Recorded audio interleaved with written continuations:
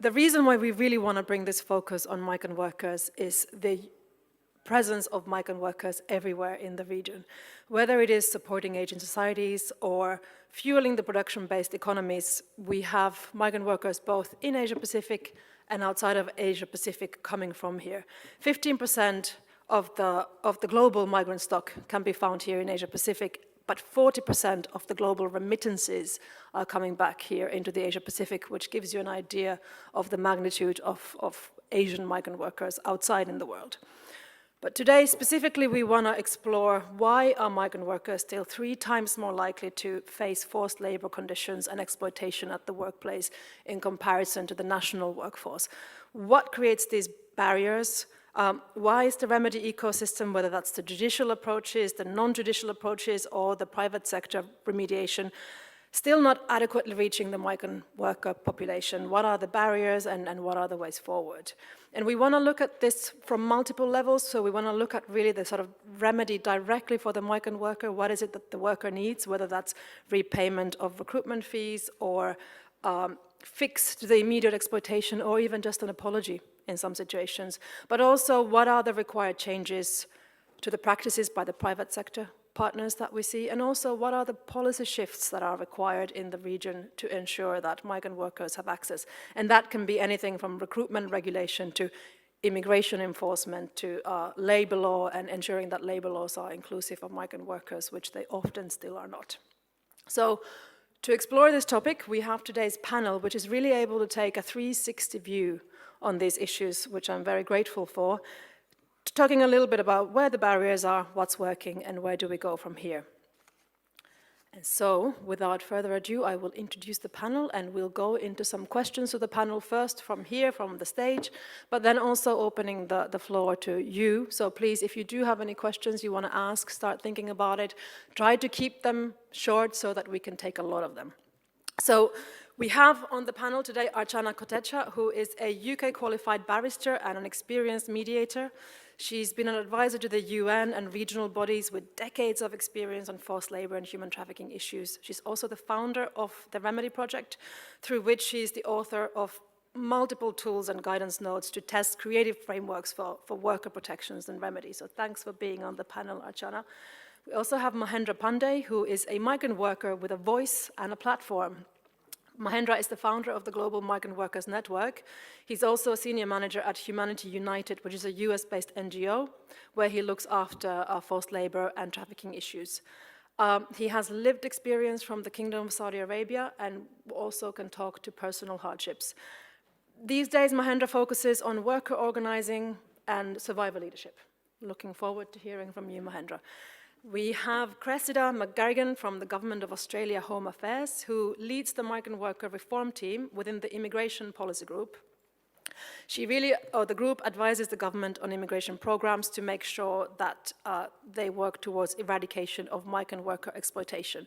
It may also be the first time we have immigration present at the Business and Human Rights Forum, so we're very excited about that. So welcome, Cressida. And finally, but also, obviously, very importantly, we have Joanne Sylvester from Amazon. And Joanna is the head of global engagement partnerships of the social responsibility team. She comes all the way from Seattle, so she may be the person who came furthest away to be here today. She has over 10 years with Amazon crafting their human rights policies, building risk assessment programs, but also building the human rights due diligence team, and now leads a team that really specifically works with suppliers and looks at how does Amazon make sure that their suppliers are protecting workers' rights. And she's also a lawyer barred in Washington State. So welcome, Joanna. Good. So starting us off, maybe Archana, we'll start with you. And a lot has happened in the remedy space recently. I mean, we still say that remedy is the least looked after pillar of the UN Guiding Principles, but there has been movement here. We have new regulations coming online. There's been a lot of repayment of recruitment costs, for example, as a result of human rights due diligence approaches. So can you take us through a little bit as to where are we now and what are the current opportunities and gaps that we're facing? Sure. Thank you, Pepe, and thanks for having me on this 360 panel, as you described it earlier. So a few years ago, I was doing some research into access to remedy for migrant workers, and we interviewed workers across multiple countries in Southeast Asia to get a sense from them What does remedy mean to you? And what does access to remedy look like for you? And the one common thread that came across from these migrant workers was very much this. Why should we trust in operational grievance mechanisms? Because they're constructs by a company where the company is the judge, the jury, and the defendant. It was very telling because actually grievance mechanisms are often designed without the beneficiary's engagement. They are constructs that are there, that are required to be taken up by workers in order to be able to file grievances and complaints. We still see across the landscape that there are some fairly critical issues around migrant workers being able to access grievance mechanisms. One is, the fear of retaliation. The second is the difficulty in operating and navigating grievance mechanisms and accessing them. The third is, just the burden of having the need to send remittances home, having debt, and the need to keep your head down and just keep going. There are many instances in which grievance mechanisms are helpful and are useful in addressing issues, often issues relating to wages, etc. But we still see grievance mechanisms coming a little bit undone when it comes to a lot more complex issues like sexual harassment, child labor, and the more sort of nuanced issues that require a much more engaged and in-depth approach. Now, grievance mechanisms, whether they're run by the state or whether they're run by multi-stakeholder initiatives, don't exist in a vacuum. They exist in an environment which needs to be enabled. And that enabling is usually provided by the state. So you have issues around access to trade unions, freedom of association, rule of law. So in the event that you can't access a private operated grievance mechanism, are you able to access a state-based mechanism? What would that look like? How accessible is it? How within my reach is it? Now, added to that layer of complexity where state-based mechanisms have their own problems in terms of accessibility, etc., you have the experience of being a migrant worker. Let's not forget, guys, that actually a lot of these people are recruited through some of the most inherently discriminatory systems. So even as they arrive in the destination country, there's already debt and there's already the vulnerabilities that come from being classified in this discriminatory manner as a migrant worker. And when you have issues like forced labor, one of the things I've observed in my practice is when businesses look at forced labor, they dissect it into the indicators of forced labor. Every indicator is treated separately. Now, remedy is looked at in a fragmented manner.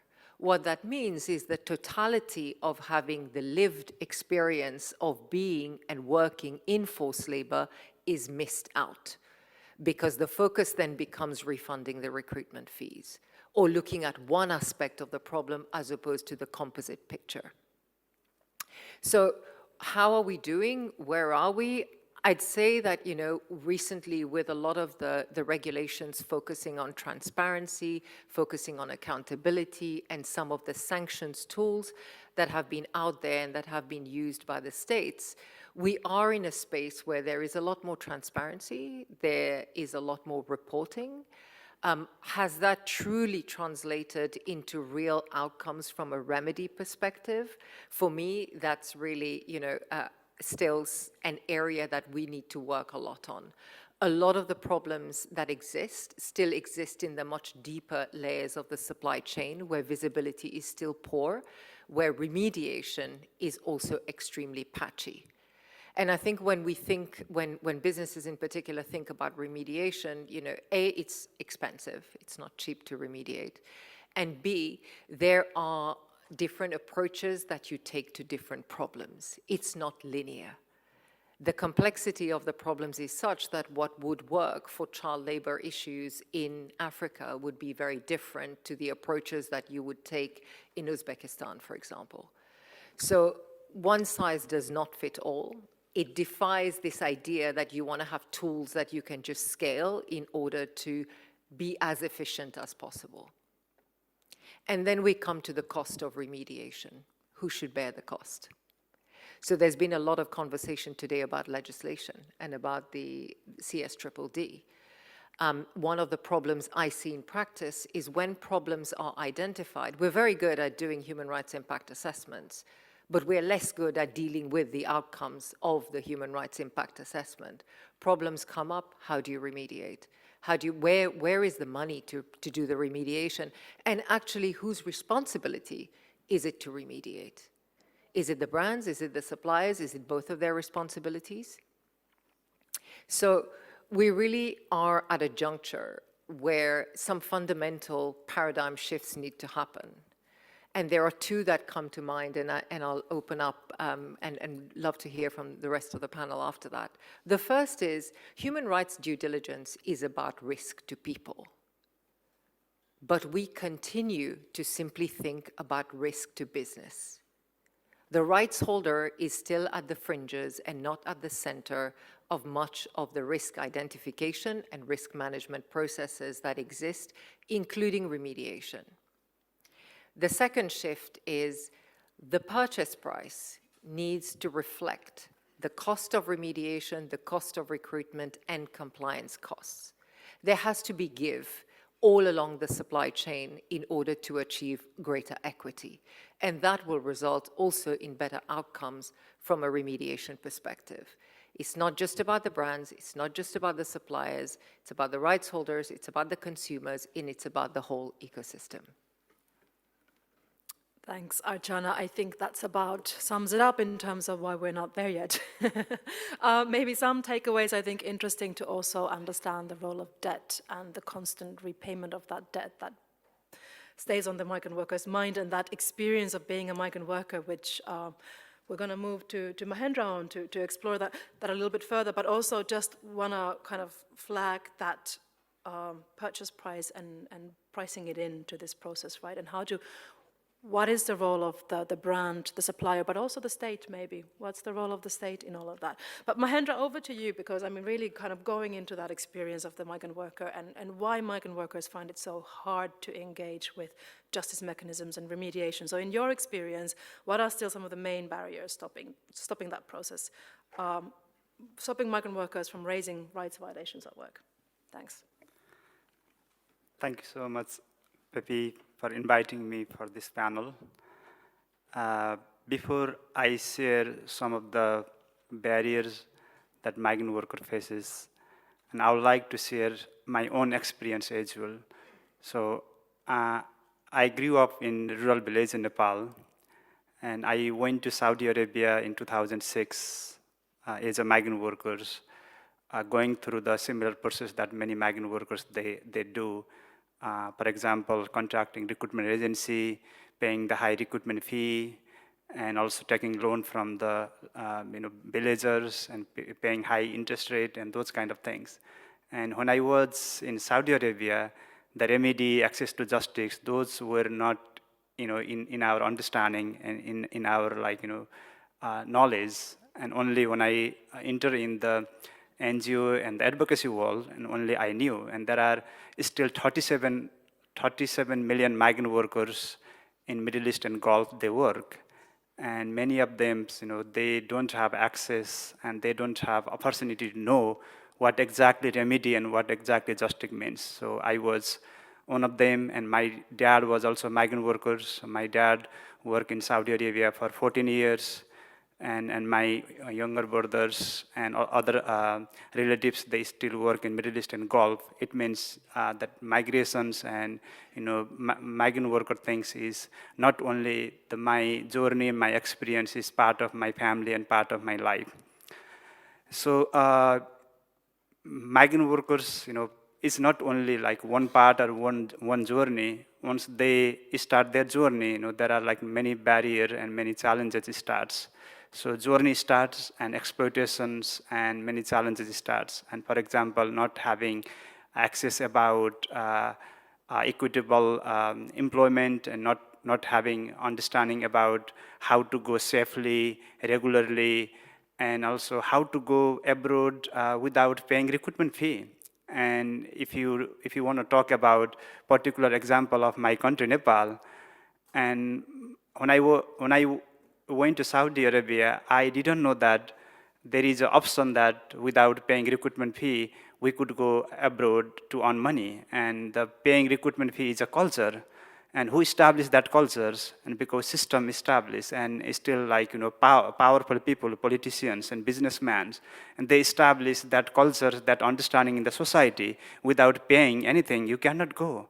So that means that is the one barrier, and there are, even though these days, many people, they talk about zero recruitment fee, employer pay recruitment fee, and also free visa, free ticket, the term we use in Nepal.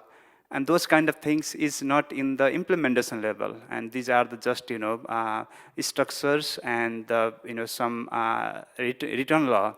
And many migrant workers, whenever I interact with them, they always say that we don't need just a written law, and we want implemented law, and we want a commitment. And sometimes whenever we go in this kind of conference, and people, we hear people talk about, oh, we have these principles, we have these structures, and we have this policy, we are here to support. But how do migrant workers, they get support? And for example, 37 million migrant workers in Gulf, and how they can hear these things happening in the UN conference, in UN Human Rights and Business Conference, and many of them, they don't have access with the conference like this, and they don't get opportunity to come here to share their experience. And I'm glad that Pepe and IOM invited me to share my own lived experience. And many people, we talk about them, but we don't feel about them. So in order to have their lived, their own experience, and we need to have their story and their understanding by their own voice. So one thing I would like to share, when I went to one conference with a few migrant workers, and they always told me that I would like to share their quote. When we enter the country, and we enter the country with healthy and good faith, but when we return the home, and we return with exploitations and abuses. And why can't we return home if we have if we enter the way we enter with the good faith and the healthy mind? And there are when we talk about remedy and access to justice, and start from home, and when migrant workers, they go in the country, and I don't have to talk again about the salary differences, accommodation issue, and the documentation issue, and the many Gulf states still, they do have a kafala system, sponsor systems, which control the people mobility, migrant worker mobility. In 16th century, that when we talk about slavery, and people, they used to control people with the metal chain, and in the modern century, and people, they are controlling the people, keeping their passport, not giving an access to move, and also not giving access and also opportunity to share their story and exploitations. And if any migrant workers, especially in the Middle East and Gulf, if the company know that migrant workers sharing their own experience and own difficulties to the NGO and development sectors, either they are deported, and or they get some warning from their company. And we talk about remedy and justice. In order to have remedy and justice, it has to be fair, and it has to be kind of that migrant worker, they should feel safe and also dignified when they share their own experience and own exploitations. And one last things I would like to mention here, one particular example. And I don't want to mention the name of that particular migrant workers because of his security reasons. So 2 years ago, we had a number of migrant workers, around 400 migrant workers. They had an issue with the one company in Qatar. And after that, we suggested, and also we tried to help them to bring that case in the labor court. And after that, that was the complicated case, and labor court couldn't handle it, and they referred to the high court. And in order to get justice or hearing from the high court, that migrant workers, they had to wait at least 4 months. And among 400, 90% migrant workers, they decided to go back their home because they cannot wait for 4 months. And nobody would support until they wait, case hearing from that high court. But through our network, and we supported that particular individuals to make some example and to set up examples. And after 4 months, and he won the case. But rest of the migrant workers who were already gone to their home country, they didn't have any access. They didn't have any remedy. So when we talk about remedy and justice, these are the barriers: time, and also not having enough access, and they cannot file their case their own language. And many migrant workers they speak different language, and when they don't get a lawyer as per their language choice and as per their understanding. So these are the barriers that conference like this or people like this, we set up the principles, we set up the structure, we need to address not only implementation law and principles, action must be taken. Thanks, Mahendra. It's always really good to hear from you and kind of hear from the point of view of the migrant workers, and really on that issue of how do we move from principles to action, right? How do we build trust for people in a system which has repeatedly let them down? And also, interestingly, you mentioned the fear of deportation, the employers keeping the passports, because the irregularity of the migrant worker is often topmost in migrants' mind, which brings us nicely, I think, to Cressida. Australia recently launched the Workplace Justice Visa to facilitate migrant worker access to remedies. So it would be lovely to hear a little bit more on the underlying reasons that led you through this process and into this visa regime, as well as the process that you went through to put it in place. Thanks very much, and thank you again for inviting me. It is really a wonderful opportunity to come, and we really appreciate it. So I was lucky enough to be asked to lead a package of reforms to address migrant worker exploitation. This package of reforms was a commitment of the government that the government made not long after the COVID pandemic had started to ease. And the COVID pandemic really highlighted the role that temporary migrants and permanent migrants play in Australia and the Australian labour market. It was a massive shock to our labour market when we had to close borders to address the COVID pandemic. The government recognised that both the importance of migrant workers and also the harm that's caused when temporary migrants face exploitation. So the aim for me was to look at the barriers to addressing migrant worker exploitation, whether that is looking at employers and why they are not complying with the law, and also barriers that temporary migrants face in reporting exploitation. And for me, it was really clear that we needed to talk to different members of society, civil society, and the union movement as well. We were not really able to talk directly to migrant workers, I'll be honest. That has always been something that is a challenge for the Immigration Department because of a lack of trust that temporary migrants have in the government and a fear of deportation. So the barriers that were floated with us were fear of retaliation or deportation, and also just the practicality of having to depart before they were able to seek remedy. So we did set up a package of reforms. We've got a number of reforms to improve mobility, to address the issue of temporary migrants who are tied to a particular employer. Fear of retaliation, so we've got reforms to strengthen reporting protections for temporary migrants, but there was still this issue of the temporary nature of migration and the need to depart Australia before a remedy could be secured. So we did look at a new visa. This had been advocated for by a number of civil society groups for a number of years. But it had not been taken up because it is always a challenge creating a new visa in a very complex visa framework, and we also didn't want to create perverse incentives.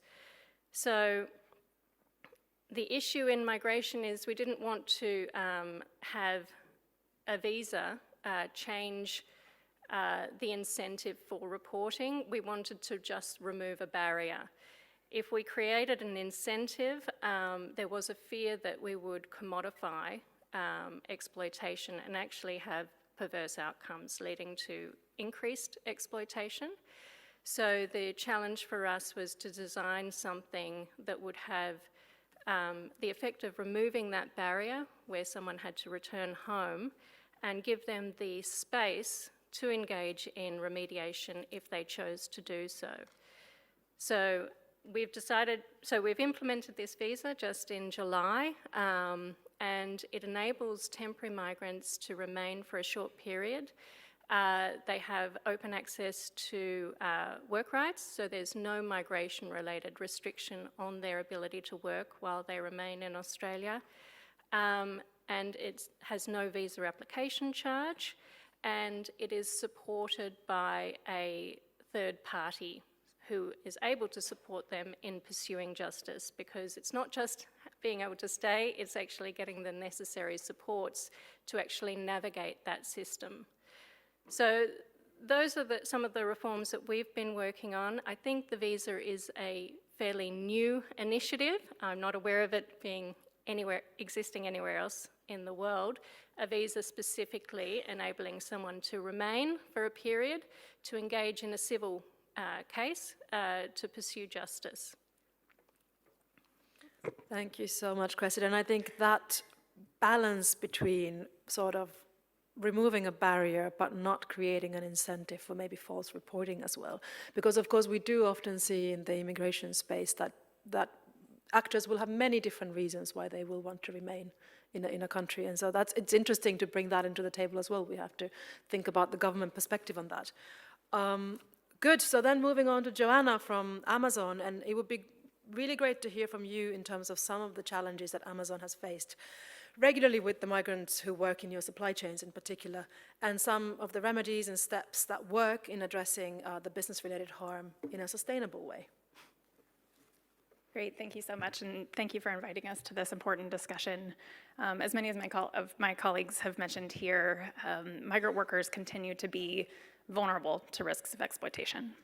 They might not have access to a contract in their preferred language. They might not have information on what to expect about living or working conditions. And we continue to see that workers are paying exorbitant recruitment fees and facing incredibly complex and obscure recruitment channels.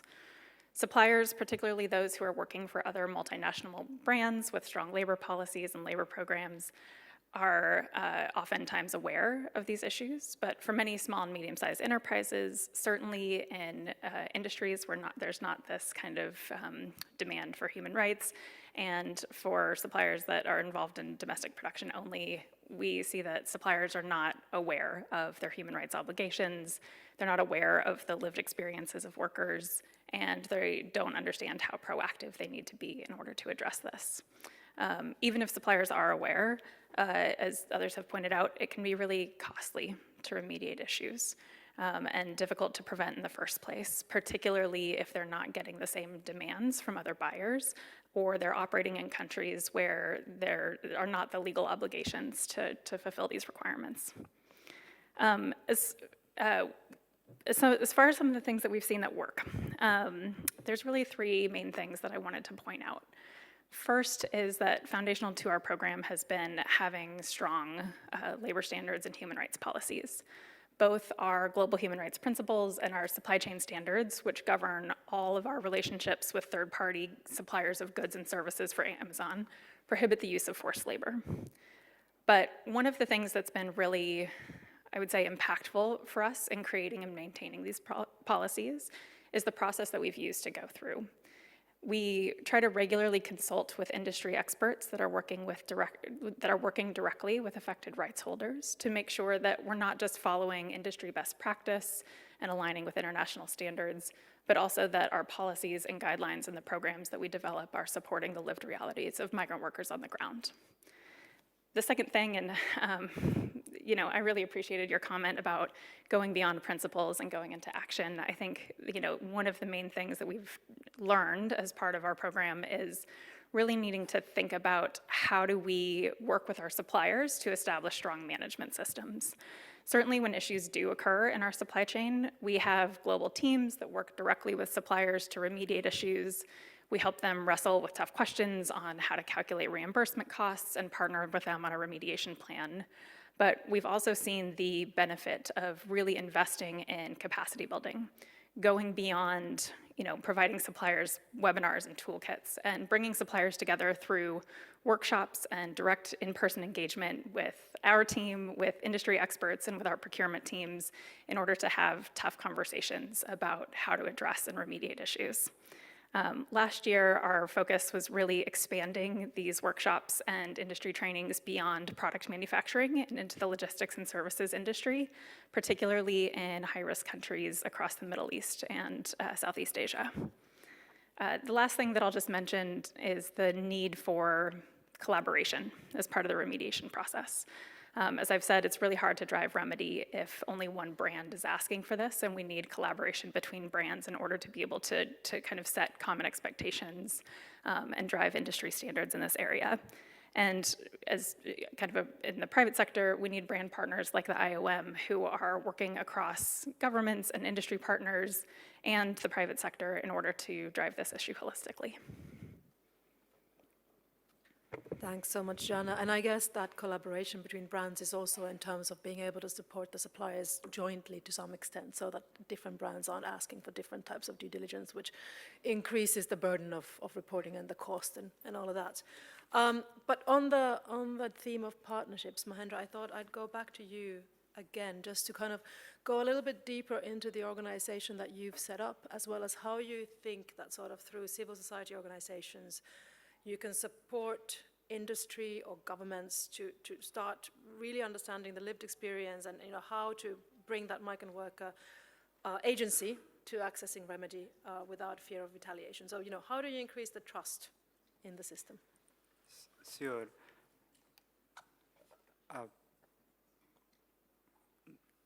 Migrant workers are part of the civil society group, but not all the civil society group, they represent migrant workers. There is two different things. So whenever we see forum like this or like many discussions about migrant workers, and we don't see that often migrant worker on the table, and we see civil society representative on the tables. Yes, I appreciate that civil society also trying to help migrant workers, but in order to hear the direct voice and lived experience voice, the pain and suffering and struggle that migrant worker and survivor that face, and hearing their story directly from them and from other party is totally different. So many civil society groups, researchers, academicians, they go in the field and also in journalists and meeting with migrant workers and hearing their story and come back and compile that data and the report and publish. And we talked with this number of migrant workers. And we want civil society groups not only engaging with migrant workers for data collection and report collections, engaging meaningfully with them, and how that civil society group and in the private sectors, they can help with them and how they can build up the trust. And for example, and if migrant workers, if they feel like those collected data and collected report are ultimately going to be helpful for the migrant workers, definitely in the migrant workers, they build up, they trust with the civil society and trade unions and also media and also journalists.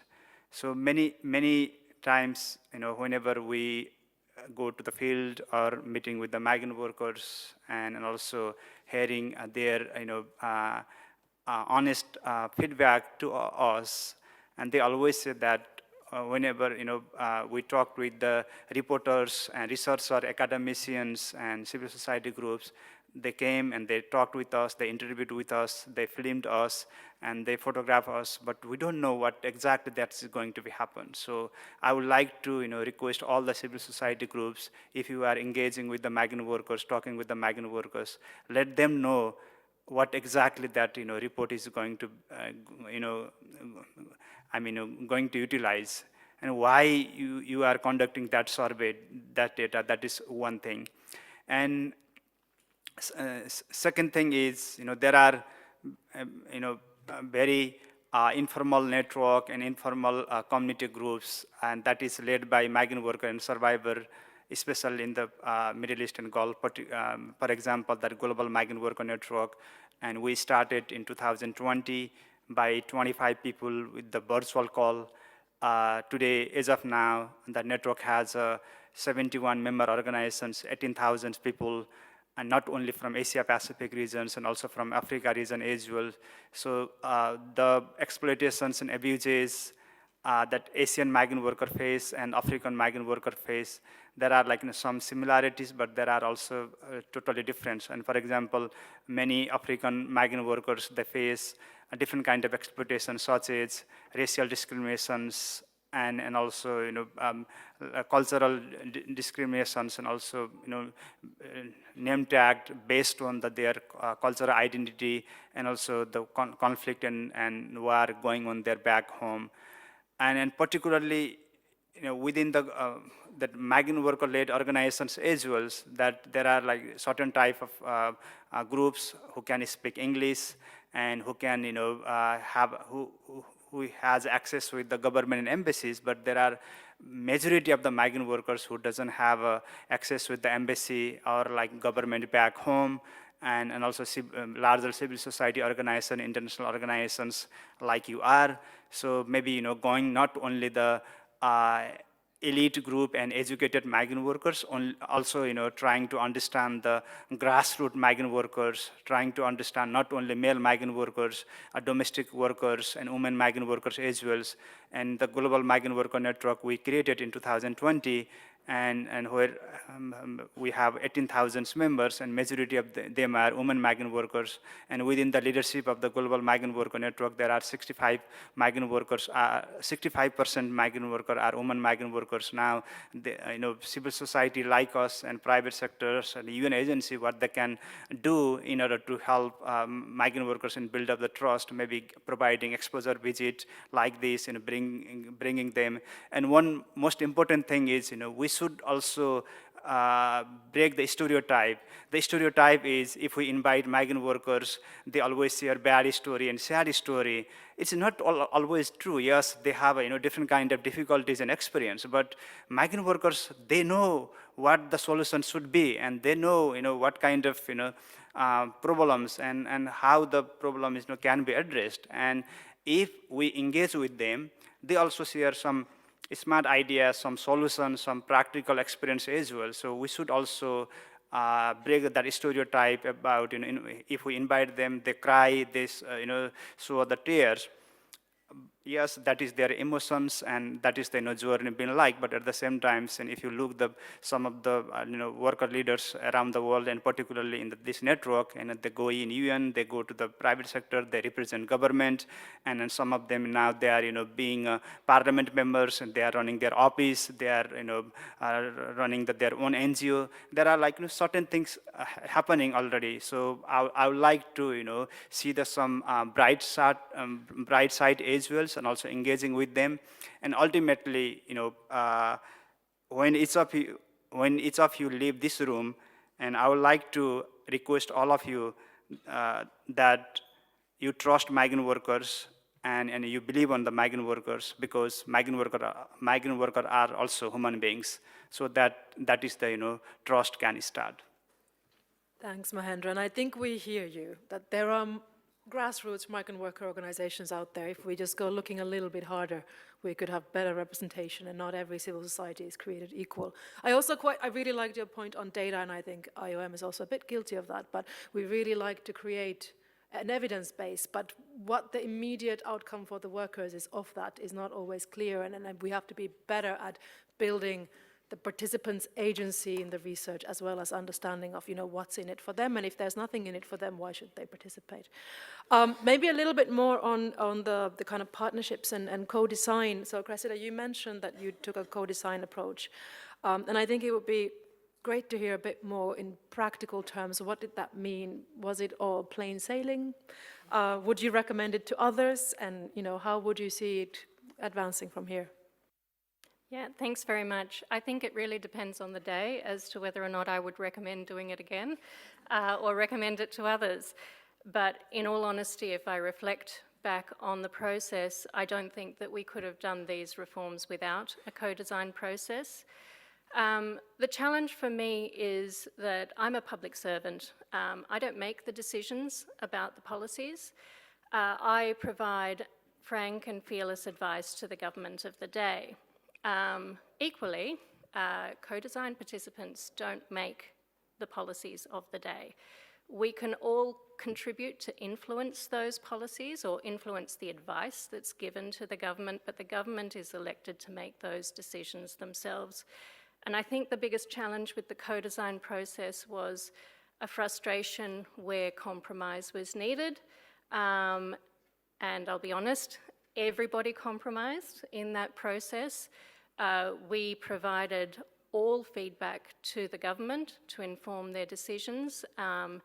And I don't think that the final products of the reforms reflected any one participant's preferred product. It was a mix. It was a compromise. It was a collaboration. And I think that's probably the best outcome. The other thing I would say about it is noting that we developed these reforms fairly quickly, actually, for government.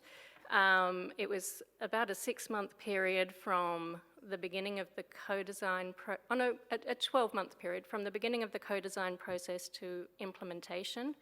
And that involved changes to laws and establishing IT systems, a whole lot of elements that do stall these processes, but it was rapid. Because of that process, we decided to make it as flexible as possible. So we have a product that we're commencing with, but we continue to engage with all of those co-design participants to see how the product is being implemented and whether or not changes are needed along the way, because you don't often get it right first go. In terms of co-design and the reasons why it's really critical is we all come from different contexts. I come from the context of managing migration. My context was informed by a review of our migration system, which really looked at exploitation being a key integrity issue for our migration program. But it also found that we really need to be clear about pathways to permanency and the realities of people's ability to stay in Australia. We have a temporary program that is quite large and demand-driven, and a permanent migration program that is capped. Inevitably, some people will not have a pathway to remain in Australia, and if we're not clear about that, and we provide false hope to people who don't have a pathway to remain, that's problematic. And it does expose people to vulnerabilities. So I did not want to create false hopes in developing the reforms as well. So that's the context I work within. There was also a review of the exploitation of Australia's visa system. It's a complex visa system, and people can use the different products to navigate through that system and avoid returning home in a state of permanent temporary status, which also exacerbates someone's vulnerability to exploitation. And it can be misused by other third players as well, who mistreat temporary migrants and their desire to remain in Australia. So those are some of the challenges that we face in government and in trying to regulate the migration program. We worked with our colleagues at the Employment and Workplace Relations portfolio because we're not experts in labour law or exploitation, frankly. And it was really critical to work with them and to garner their experience. They look at this issue in terms of temporary migrants. If people are exploited and there's no remediation, then that can drive down wages and conditions for all workers. Exploitation needs to be addressed for every single worker, whether they are a migrant or native-born. Critically, we had to really engage with the non-government sector. Advocacy groups really play an important role in addressing migrant worker exploitation and supporting temporary migrants. They have different levels of access to temporary migrants, and I know that we haven't talked directly to temporary migrants, but that is because often that's a major challenge in focusing on the issue at hand, particularly for immigration, where there is a lack of trust and there is a desire to consider their migration pathway ahead of looking at the issue of workplace exploitation.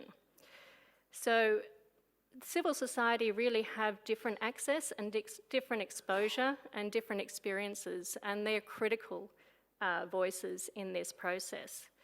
And then you have the government who makes the decisions in the end, and they will take on board all of the advice, but they are swayed by a number of other factors that we're not privy to necessarily. So it was a really good coming together of different people. I think that I do get positive feedback from people from this process, which is encouraging, and I would certainly advocate doing it, because while it's challenging and while there are frustrations all round when people don't get their way effectively, and when I say get their way, their policy preference isn't the one that's chosen, I think that diversity of ideas and experience and contexts is critical for developing the product. And beyond co-design, we actually needed to work together in implementation. And the co-design led to a partnership whereby the visa product is only available to people who are engaging with civil society or government agencies responsible for addressing worker exploitation. That helps to ensure not only is the exploitation real, though that wasn't a key concern from our perspective. It is an integrity issue, but we felt that it wasn't going to be a critical. There weren't a lot of people who would fake being exploited. It is prevalent. But also because they need support to navigate the system. It's a really complex system, and it can be a traumatic system going through a remediation process, and I think that people do need support as they go through that process from experts in the field. So co-design was part of the design of the product, but then there's partnership that resulted in the implementation, and we will continue to co-design as we progress, and we have opportunities to adjust and develop the product further in response to how well it is actually being implemented. Thanks.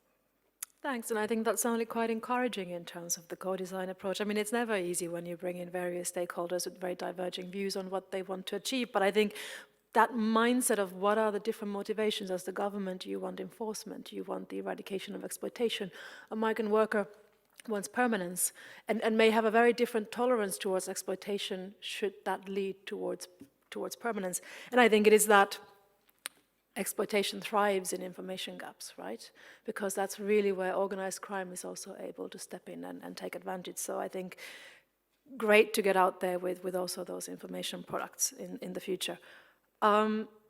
Good, so Joanna, again a little bit on the kind of systems level, because you talked about some of the approaches that you can take in terms of creating remedy at the company level, but to really ensure that the barriers for business, that the remedy is more sustainable. So, and the grievance mechanisms are accessible to the migrant workers. So how can you bring about this systemic change and, working both with governments, with civil society, with other partners to ensure that's in place? And what opportunity do you see there? I mean, we've talked a lot today about the EU CSDDD. So for example, what opportunity do you see there in regulations such as that for businesses to bring about systemic change? Yeah, absolutely, and I'll focus on kind of private sector grievance mechanisms. Obviously, it's critical that all workers have an opportunity to have their voices heard and issues resolved. We're really committed to working with our suppliers to provide them tools and resources to improve worker communication. And this is both in terms of supporting them and in improving their own internal grievance processes, but also, like many companies, we leverage a wide variety of tools and technologies and invest in these technologies in order to provide reduce the barrier for our suppliers and provide them with tools and resources for support. These technologies in particular have a number of benefits. They help us get insights and identify emerging risks on a regular basis. They can help provide workers a confidential way to get issues resolved quickly, and they can help suppliers identify and resolve issues before they escalate. But not all of these technologies are created equally, and we've seen that depending on how they're developed and deployed, they can quickly build or erode worker trust. I'll speak a little bit about a few of the things that we've learned specific to the development of these technologies and digital technologies and worker grievance mechanisms. First is that they really need to be developed with workers as the primary user. Now, that might seem like a given, but so often brands are encouraged to invest and deploy digital worker grievance mechanisms throughout their supply chain, but those technologies can be built to cater towards brand or supplier use of that mechanism as opposed to really focusing on how that mechanism is going to be used by workers. Worker trust is paramount, and we need to make sure that as we're building these technologies that they're focused on workers' voices first. At Amazon, we've developed a set of worker voice criteria based off of international labor standards and the West principles that we use to evaluate all of the grievance mechanisms that we deploy throughout our supply chain. And these are things like, is the mechanism ensuring workers' privacy? Is it equitable and accessible? And are the processes that workers use to report grievances, and more importantly, how those grievances are responded to, transparent and predictable? And so this helps us kind of make sure that we're holding a high bar across the grievance mechanisms that we support in our supply chain. The second is that there's really a balance between scalable and local solutions. Amazon's supply chain is diverse, and we're constantly looking to invest in tools for our suppliers that can scale. Those that are geography agnostic, those that are low touch and simple for our suppliers to use, and those that provide key features that would otherwise be difficult or expensive for our suppliers to do themselves. In the case of our suppliers whose workforce is predominantly migrant workers, we really look for features like language capability, something that is otherwise difficult to do themselves. But we've also learned that there's a huge benefit in making sure that as these grievance mechanisms and technologies are developed, they're done in partnership with local organizations. This makes sure that, as they're developed, we're focusing on building worker trust, that we're catering to specific worker demographics and listening to worker needs, and that we're constantly prioritizing thinking about the trust that we need to build with workers so that they know how their grievances will be used and have access to an organization that will give them insights into the results of the feedback that they're given. The last question in terms of how do we drive systemic change, I think that we've learned that particularly when it comes to grievance mechanism technologies, these can't be built in a silo, and we don't want to proliferate the use of worker voice technologies. And we see a lot of opportunity to drive kind of broader brand collaboration. Those mechanisms that we've seen that are built collaboratively have been the most effective. So one example is we work with a worker hotline in Bangladesh called Amander Kota that allows multiple factories, multiple brands sourcing in the same facility to leverage one mechanism. Workers will report a grievance, it will be routed back to the supplier, but there will be a local organization that's following up with the worker to make sure that it's resolved to worker satisfaction. If it is not, it's then escalated to all of the brands working in the facility so that we can drive collective action on that grievance. And that's a system that we've really found to be effective and one that we want to promote as more of these technologies are developed. Similarly, we've seen examples through mechanisms like RBA Voices, a grievance mechanism that's built as part of the Responsible Business Alliance that allows all suppliers and all industry groups that are or all brands that are working with the Responsible Business Alliance to leverage one mechanism. This is more efficient for brands, but it's also more effective in making sure that we're providing one mechanism for workers. Thanks, and thank you for bringing up the worker voice and the technology part as well. I mean, I think that's something that we could spend an entire session on, and it's great to hear that you're working on some criteria, and also that I presume there's going to be some brand collaboration around sort of shared understanding of this criteria and how they can be applied, because I think that's still one of those, the scalability of including workers in remedy processes is not fully understood, and I think we could do a lot more on. I also note that mostly when you talk about sustainability, you see it as coming from industry collaboration. And so with that, I'm gonna turn on to Archana to bring us home with To bring us regards home, to I don't know what home looks like right now. bringing these things together. So talking a little bit about also, where is that collaboration between the state and the industry and the deep tier suppliers? How do the suppliers and the brand work together? How does co-design work kind of in the broader ecosystem? And anything else you want to talk about?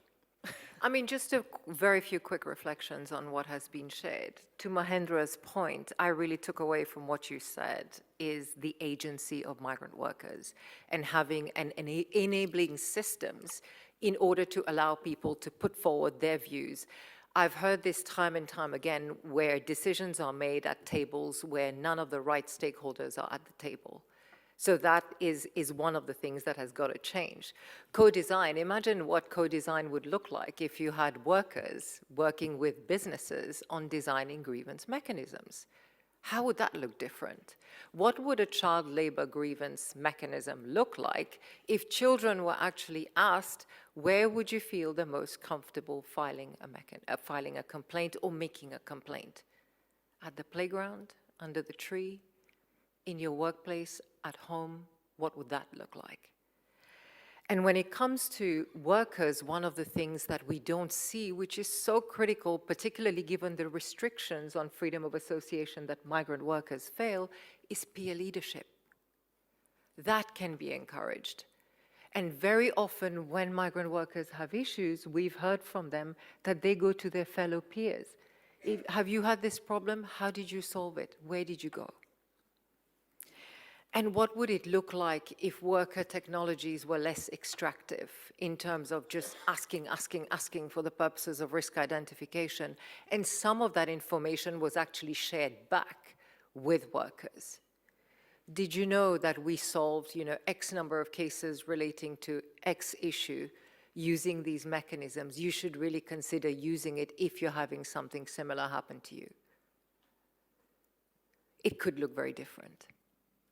So there are so many things. And Joanna, I wonder what workers would feed back about how successful a Dakota is or how successful RBA Voices is. What is their true degree of satisfaction with it, without taking the service provider's response as the response? So there are lots of perspectives that we're still missing, and there's a dimension that is still not there. Now, put that next to this world we're moving into, where transparency, accountability, and sanctions are there. CSRD, CSDDD, EUFLR, US Tariff Act, you name it. It's all there. So all those elements are lined up. The space for, there are two things that could happen. There could either be a race for compliance, which means we're all going to go down to tick box and then we are still back where we were and we don't move on. Or there could be a move to resilience. I have been working with businesses who have taken a longer term view that we are going to invest right now in a much longer term approach. And what we want to do is to not just weather this regulatory storm, but we're in here for the long haul. And they've done that by looking at a number of things. They've looked at stakeholder engagement. Where can we start looking at worker groups, worker communities, CSOs that we can really engage with who live and work in supplier countries? so that we can really understand different perspectives? How can we engage with workers better? What would that look like? And let's not, again, keep doing human rights impact assessments if we haven't budgeted adequately for remediation. There is so little put away for remediation, so little. And you have to allow for remediation in your budgets, because until such time as we reach a truly equitable value chain, someone is going to have to carry the can, and that can will be carried disproportionately through the value chain. So there is still so much that needs to be done. From a business perspective, there are some headwinds. I still see boards that are divided, where there is a sustainability person on the board, but it's one person. The boards are still not bought into the idea that actually you can't just treat human rights as an add-on. It's got to be mainstream through every business function. Whether it's procurement, whether it's other parts of the business, everybody needs to be understanding what's happening and where we're going with this, and they need to be committed to it. The second thing is the advice businesses often get is to be very risk-averse. Stakeholder engagement may encourage, liability in some shape or form. Actually, the spirit of the legislation that's coming in is telling you to embrace risk and to be open and transparent about it, and to manage it with your stakeholders. And that includes, in grievance mechanisms, etc. And the quality of remedy, how do you even talk about quality of remedy if you're assessing impact from the perspective of a business and not from the perspective of a rights holder? How many corrective action plans today actually engage the affected person in the design and implementation of that remediation? I haven't seen any yet. Now, let's talk about states. Why do states put themselves in a position where they then have to spend money to fix things, right? Look at the way people migrate. Look at the systems through which temporary workers are recruited. Look at the MOUs that are so low on labor protection and that are so opaque and not transparent. Why send workers to countries where there is no access to remedy or justice for them? You set yourself up to fail. And that's simply unacceptable. So even as these regulations bring a lot of focus and attention on businesses, we cannot afford to have a privatization of justice. The state retains its responsibility to protect, respect, and fulfill. And we must never let them off the hook for doing that. We still see far too many migrant workers who have issues unresolved, who are living undocumented and in an irregular manner, really vulnerable to exploitation, because coming forward would mean detention and would mean deportation. That has very real consequences, not just for them, for their families and for their communities. And I just want to share one very quick reflection. The gap between international standards and local standards. The international standards around recruitment, employer pays principle, labor standards, etc., are right up there. Most of these are captured in supplier codes of conduct, which are then passed on. In the producing states, the local laws are very far from the international standards.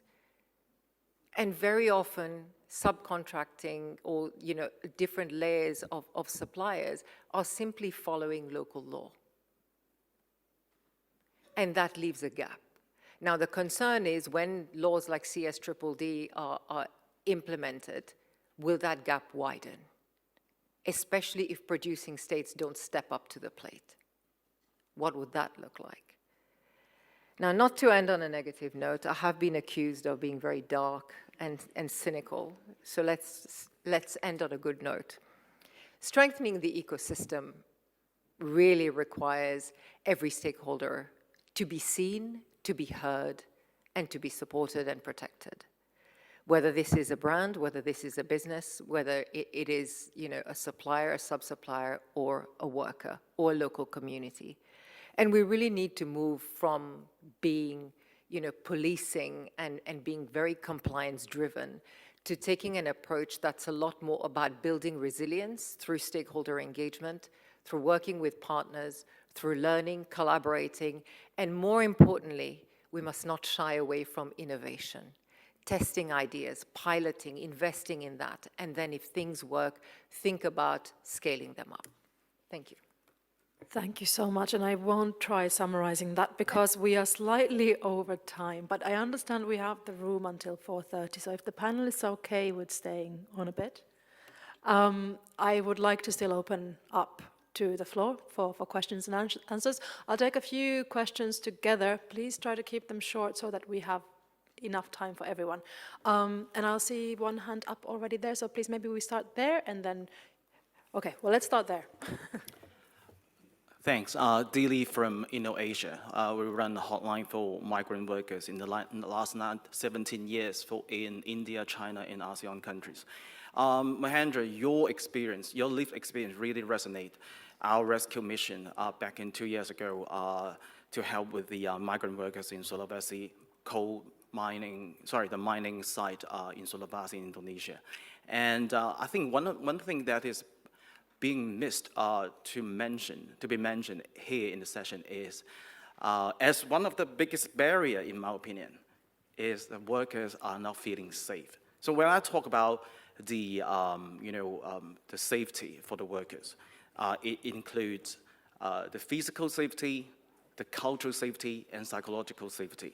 So my question to the experienced and distinguished speakers on the stage is that, to what extent do you think you can improve the safety for the workers before, during, and after the remedy? Because no migrant worker would ever come across with a thinking so that if I saw a hotline on the wall, I would directly pick up the phone, call up to the service provider, because workers are not feeling safe all the time.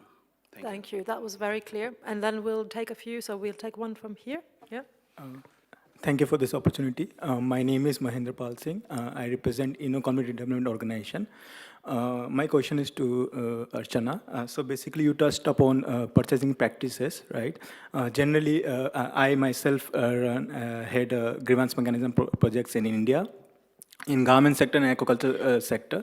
So generally, when I go for training awareness, talk to the suppliers, basically in the farm owners, shrimp farm owners, and factory owners, suppliers, management, staff, and all. So they say that, do you think we don't want to pay decent wage, or we want to do wage theft, or not give a living condition, better living condition to the workers? Do you think that, right?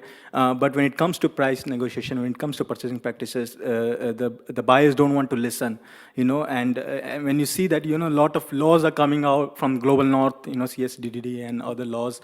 I would like to know that, what action is being taken up on that front, when it comes to conventional purchasing practices, when you know that there's an established link between, purchasing practices and human rights violations.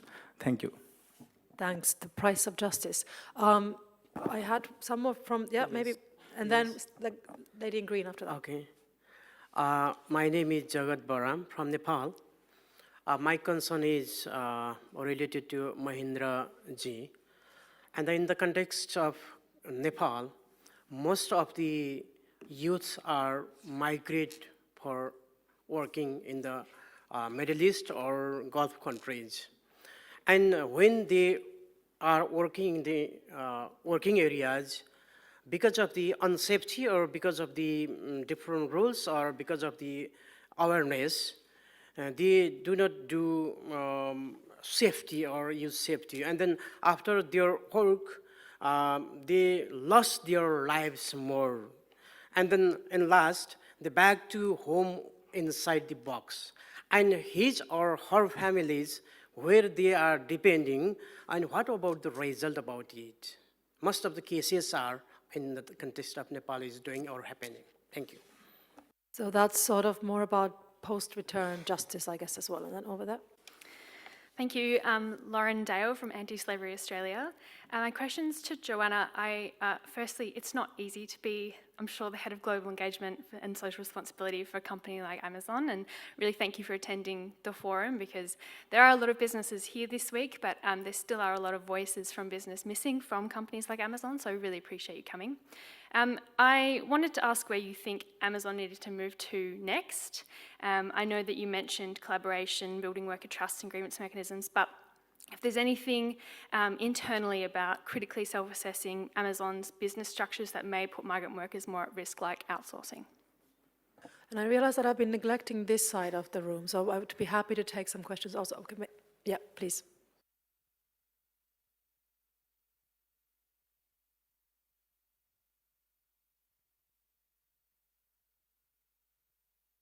Hello, yeah, sorry. Latdawan Tanti Vidya Pitak from Thailand. I have maybe not a question or a kind of remark. We are using the word worker, labor, migrant, undocumented migrant. But I did not clearly heard that. Do we should we treat this worker, migrant? When we say worker, we mean the people working in their own country. Migrant people from another country, undocumented migrant. Do we are talking about that? These people should be treated. I mean, yes, under human rights, but should be treated at the same standard they should in the same context or in the same country. Thanks. Maybe we can start with that. Free floor for the panelists to come in on any of the questions. I don't know, Mahendra, maybe you want to start? Sure. First of all, thank you so much for that questions, and thank you so much for also running that hotline for 17 years. And I couldn't be more agree with you that without safety, that we can't discuss about remedy, and remedy comes first if we talk about safety. And there are many migrant workers, they don't feel safety, especially in the country of destinations. So your question about how can we address or how can we reduce the risks of the migrant workers, that migrant workers they don't feel safety. I don't want to go whole details, but there are certain example I can share here. One is the migrant workers, if they share their experience, if they share their story, they always fear about whether there are chances that they may be deported, there are chances about they may be fired by that company. So government or company, either they should be accountable or there should be some mechanism that if workers they provide feedback, or if they provide some experience about bad experience about their work conditions, and it should not be punished. And gift and suggestion advice are part of wonderful thing that company and government that they can take it. And feedback are gift. Normally people we talk about what kind of feedback can be used to address the problem. So feedback can be the one of the best gift that human beings can have. That's why I would like to encourage all the business leaders and civil society organizations and the government, and we should make a structure and also system. If workers they report or they share experience or if they share a story, they should not be punished. That is one. And regarding that, there are other aspect of safety as well, psychological safety, about being deported or not having salary on time, and also some of the family pressure from back home. And this can be also discussed about not only the physical safety and the well-being and the psychological safety of the migrant workers. There are many programs available. They should also get access with the health and psychological and well-being programs. And I would like to stop there. I just wanted to quickly go on this one to Cressida as well, maybe because there's a state element to providing that safe space too. Yeah, thank you very much. Safety is a key concern for us, and I suppose the fear of retribution if someone seeks recourse is one of the key reasons why people remain silent. So one of our reforms, together with the visa, to enable people to stay is actually to give them stronger reporting protections. So even where they may have breached a visa condition, which would normally possibly result in visa cancellation, if they have evidence of workplace exploitation, they can seek protection from visa cancellation. And so by seeking that protection from visa cancellation, this enables people to come forward without the fear that in doing so, their employer might vexatiously report them to immigration. In addition to protecting them from visa cancellation, the protection actually covers any current or future visa applications. So any non-compliance that is protected through that process will not be held against the visa holder in a future visa application. So we're trying to address this leverage that employers have over temporary migrant workers. So that's on the protection side, but we do have an enforcement side as well, and we have created new criminal offences for using someone's migration status to exploit them in the workplace, because it's really essential that people don't use that leverage over temporary migrants to put them in exploitative situations. Thanks. Thank you. But then also just recognizing, of course, that particularly if the exploitation is linked to recruitment practices back in the country of origin, there are very few protections, and we do know that migrants' families are being extorted and are being used as leverage to ensure that the migrants don't seek justice. So that's still something to be discussed. But over to Archana on the pricing of remedy. On the pricing, okay, so if you're part of an international supply chain and you're a supplier, one of the things you should be doing right now is to just understand a little bit what these regulatory changes are and what opportunities might be. So I've been working with suppliers in the apparel sector who are all getting together as part of, industry associations and also individually in order to really understand what opportunities would something like CS3D bring. Both in terms of renegotiating contracts, having more responsible contracting, negotiating a change in the way, the timelines, et cetera, play out, but also thinking very much about compliance costs as a supplier.